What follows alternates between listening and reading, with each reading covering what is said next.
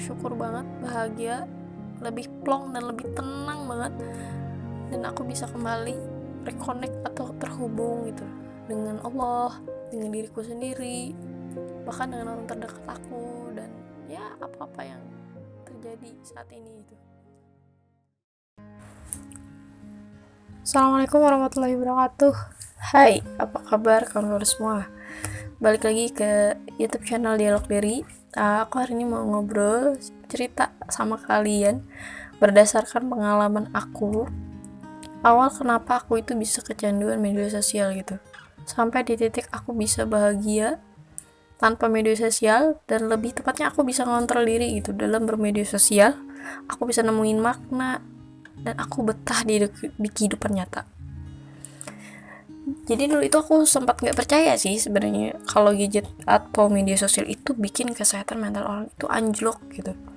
Aku cuman berpikir bahwa kesehatan mental itu hanya karena kesalahan berpikir seseorang gitu terhadap suatu keadaan yang bikin dia terpuruk gitu, bikin dia stres sampai depresi lah.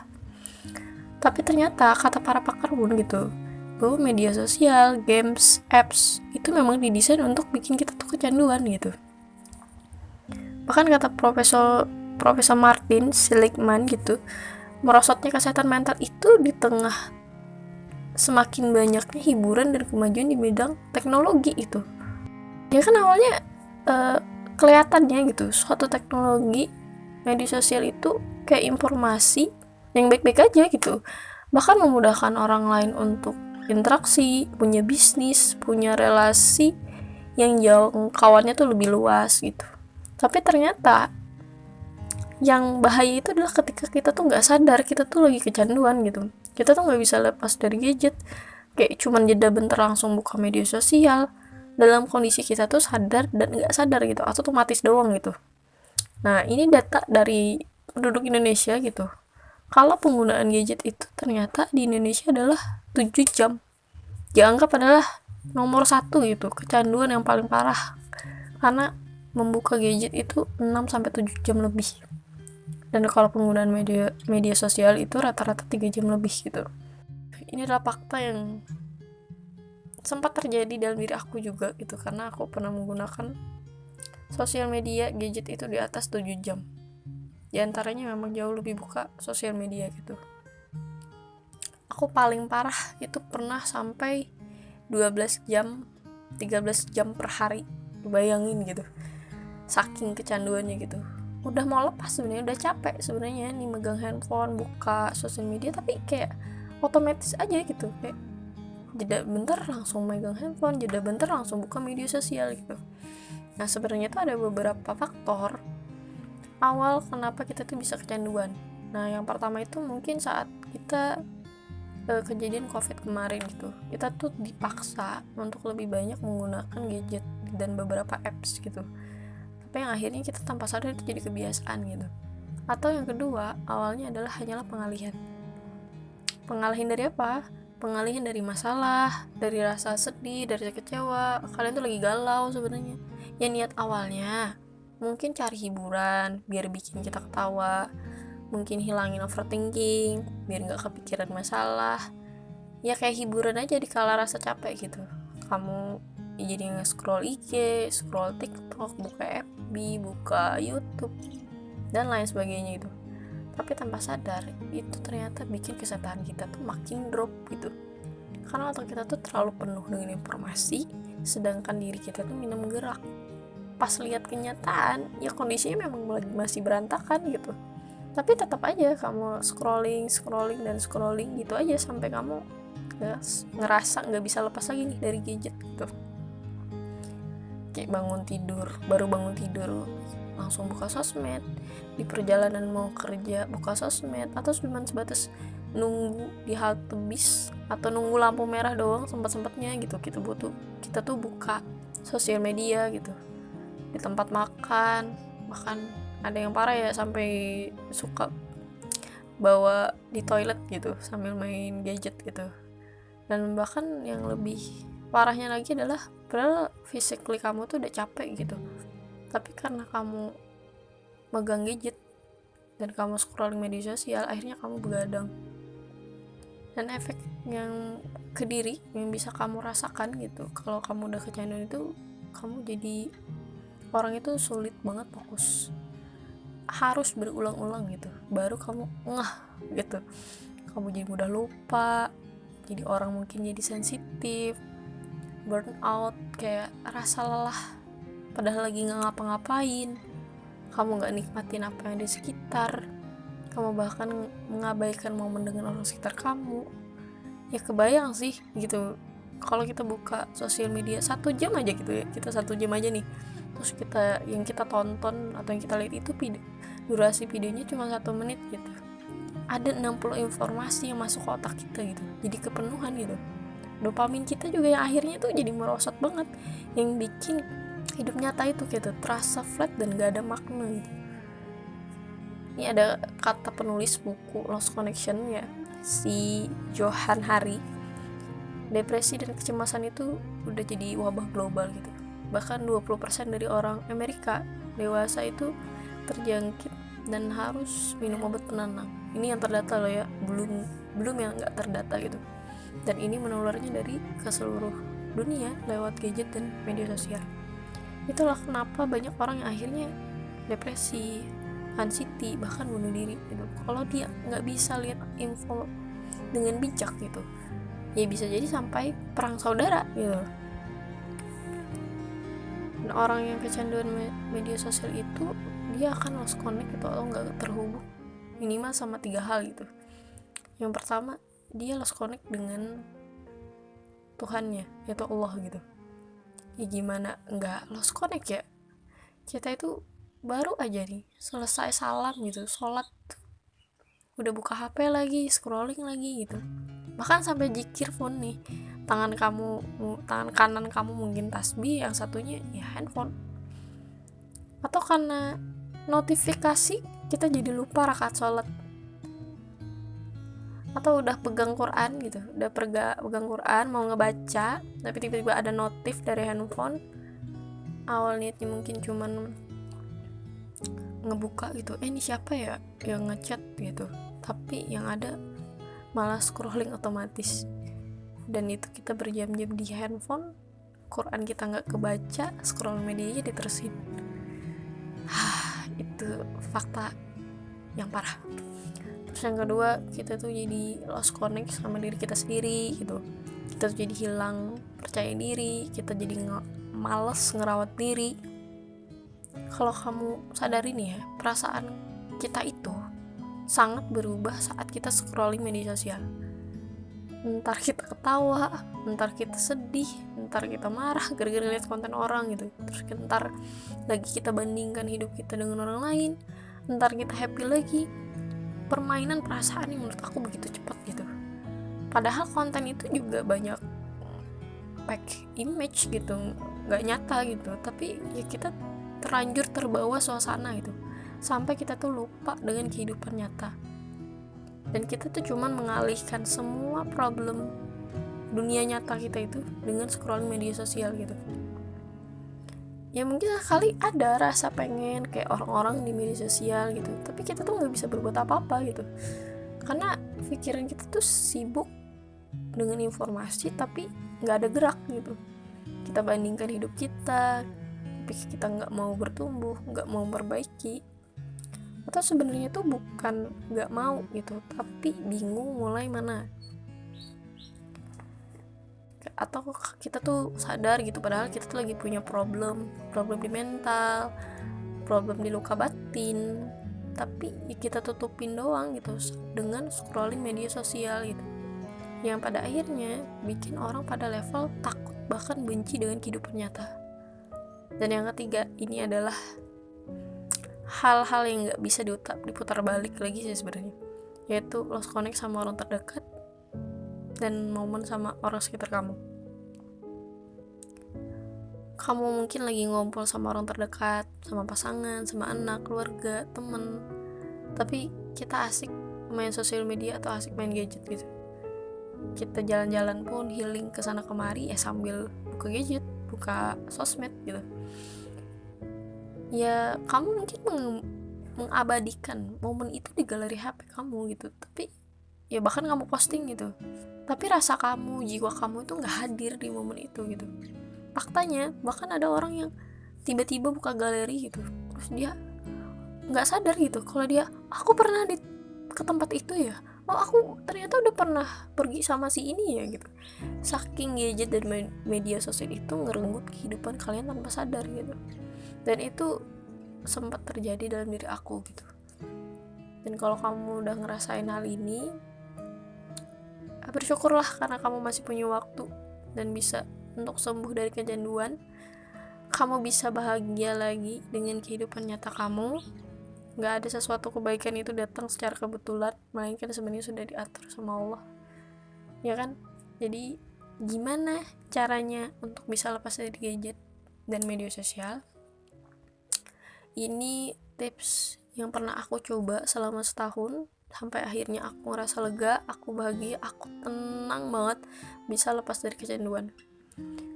Hal yang pertama kalian lakukan itu adalah kalian harus sadar kalau media sosial itu merenggut hampir seluruh hidup kalian. Karena kalau kalian gak sadar kan hal itu, kalian akan lebih mudah untuk toleransi saat kamu udah komitmen nantinya. Kamu harus sadar bahwa rusaknya mental seseorang itu berawal dari media sosial. Dan efeknya bukan main-main kan, dari bisa depresi, bisa anxiety, bisa bunuh diri, bahkan perang saudara gitu. Dan terus yang kedua ini ada tahap awal, ada tahap ekstrim. Nah, kalau tahap awal ini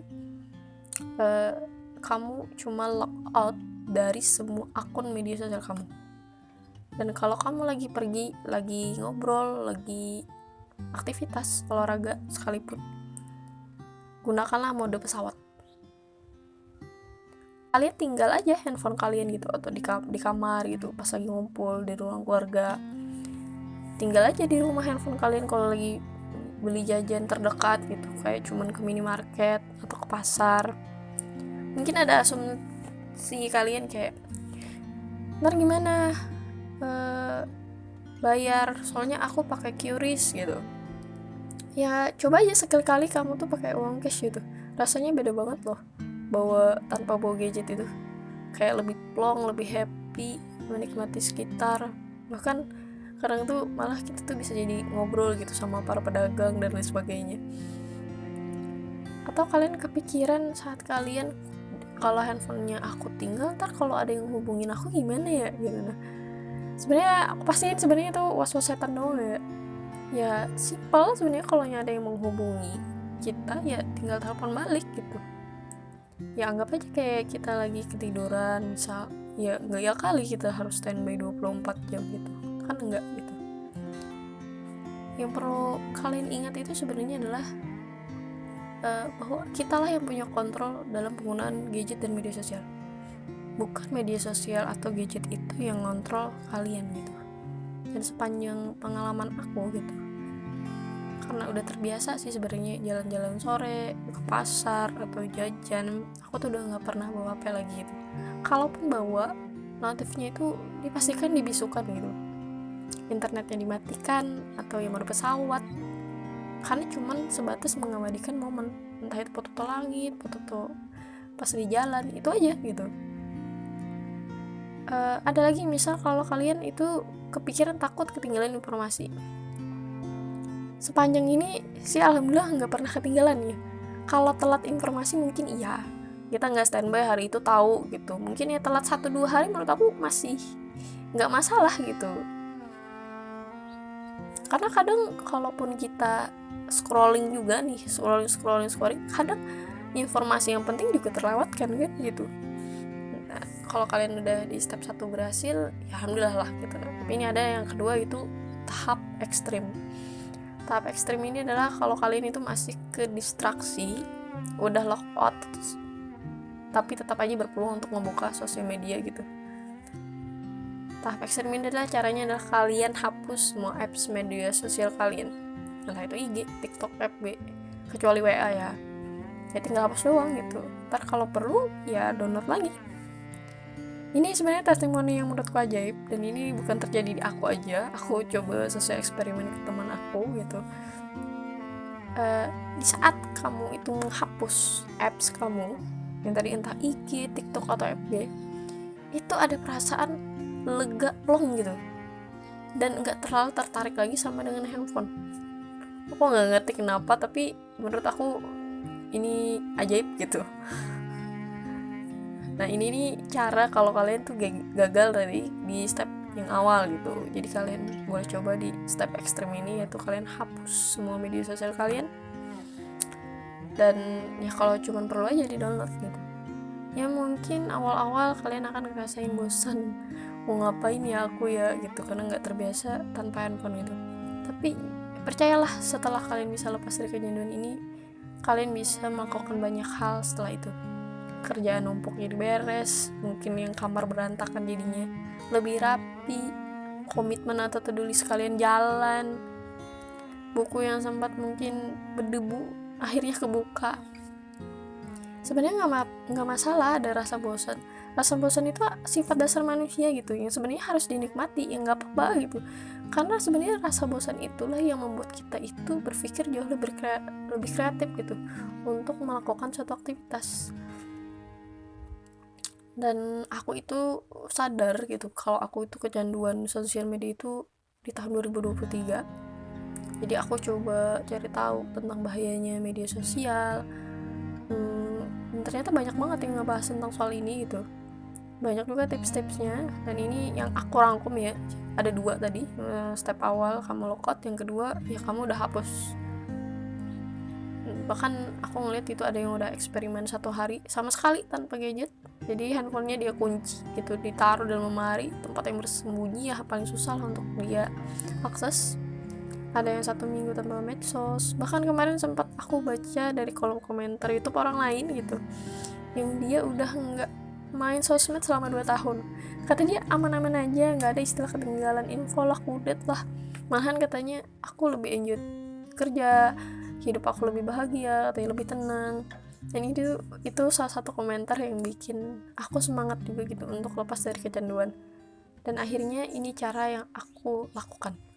Jadi aku lakuin itu sekitar udah mulai akhir 2023 ke 2024.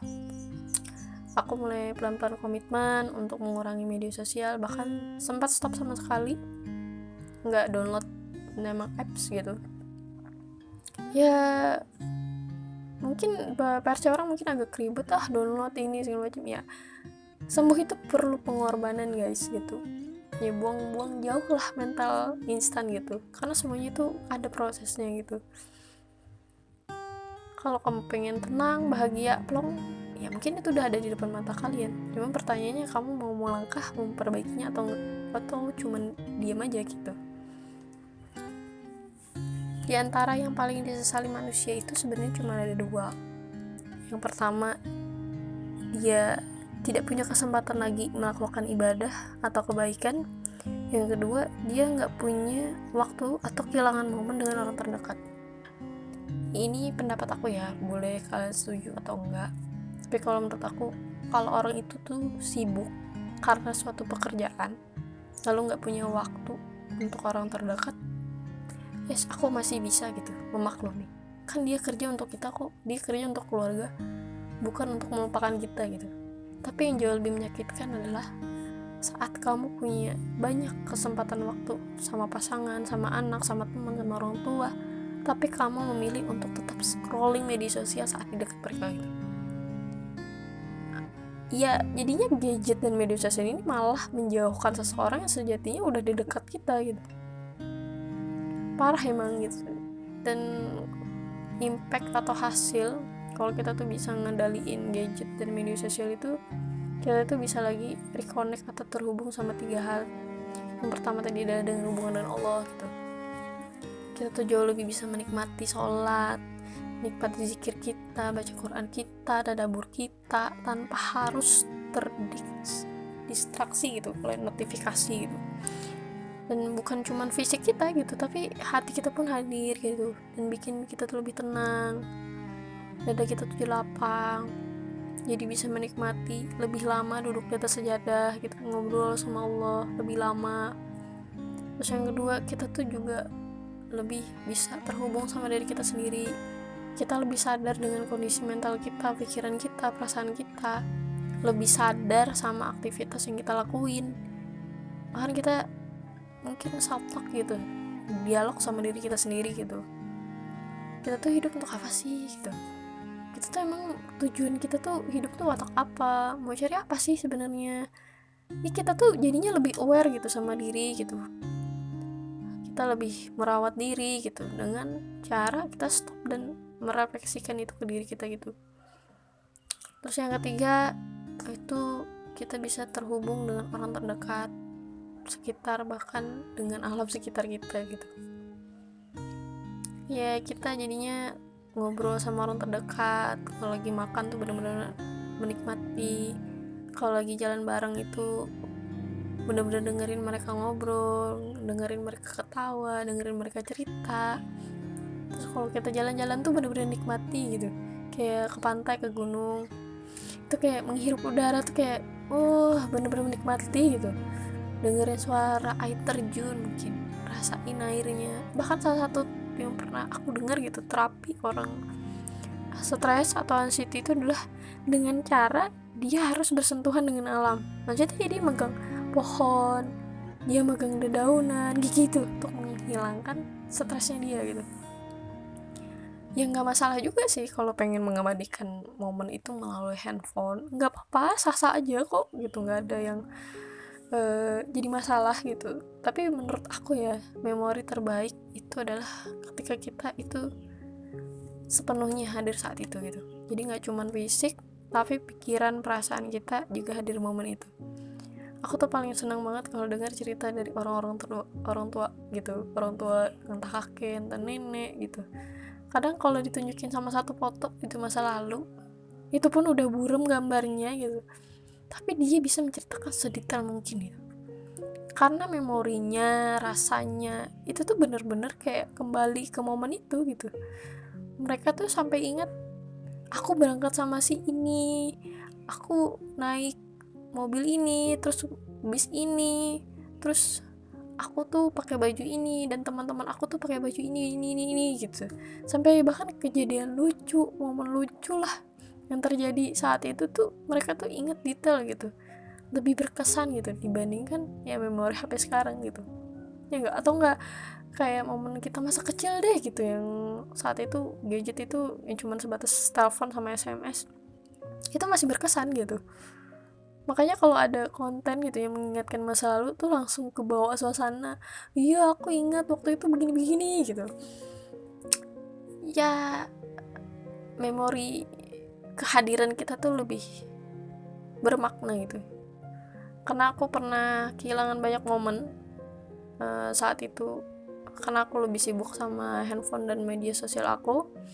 Ya sekali-kali aku pernah cek galeri gitu, ada fotonya, ada videonya, tapi aku nggak bisa ceritain penuh momen itu karena rasa aku tuh nggak hadir sepenuhnya di sana. Dan itu adalah penyesalan yang akhirnya membawa pelajaran dan kesalahan yang nggak mungkin aku ulang lagi gitu.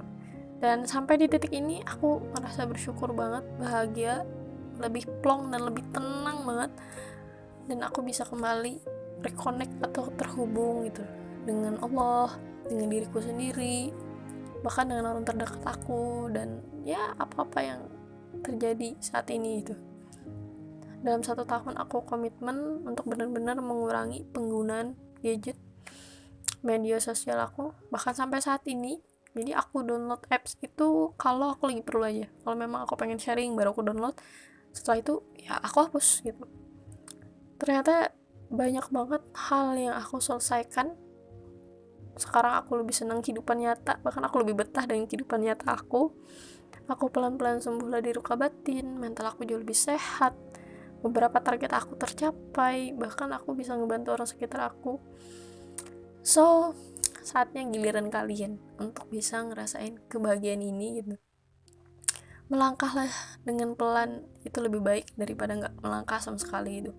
Aku percaya, aku yakin kalian juga bisa sembuh dari kecanduan media sosial.